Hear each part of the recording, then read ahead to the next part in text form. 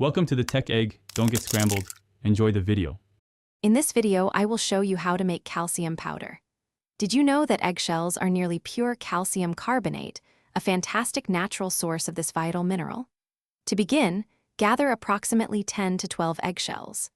It is important to rinse them well under cold running water, ensuring all residual egg white and membrane are removed. You can store rinsed shells in your refrigerator or freezer until you have enough for a batch. Next, we need to sterilize the eggshells to ensure they are safe for consumption. Place your rinsed eggshells in a medium saucepan and cover them with water.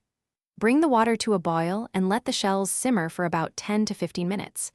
This boiling process is essential for killing any potential bacteria, such as salmonella. As they boil, you might see some white foam. Simply skim this off the top. After boiling, drain the water and spread the sterilized eggshells on a clean baking sheet. Place them in an oven preheated to 225 degrees Fahrenheit for 20 to 30 minutes. This low heat thoroughly dries them, making them brittle. Once cooled, transfer the dry shells to a coffee or spice grinder. Grind them into an extremely fine powder. A finer powder is easier for your body to absorb and prevents any sharp pieces.